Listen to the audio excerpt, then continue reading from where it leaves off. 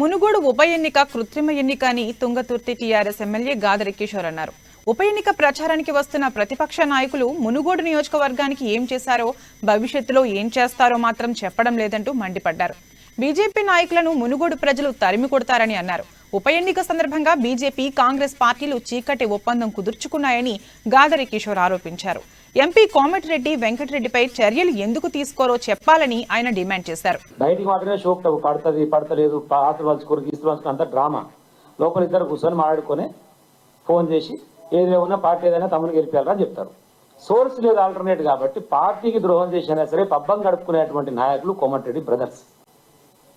కాబట్టి వాళ్ళ ప్రయత్నాలలో వాళ్ళు చేసుకున్నారు. లాస్ట్కి ఏమైపోయింది, ప్రచారం చేయమని చెప్పేసి మాకు శ్రవంతి ఏడుస్తున్నది. అది సొంత వన్న అనుకున్న ప్రచారం చేసిన గింత అన్యాయం చేసిపోయాడని చెప్పేసి ఆడ దిగిన తర్వాత ఏర్పాటు కూడా ఈరోజు పొద్దుగాల మాట్లాడిన మాట కూడా ఏంది, మేము పోతే 10,000 వస్తాయి కాబట్టి గెలిచేదా వచ్చేదారని మాట్లాడుతున్నాడు. సొంత పార్టీ మీద గల కమిట్మెంట్ అది అని మాట్లాడుతున్నాడు. సొంత పార్టీ మీద గల కమిట్మెంట్ అది.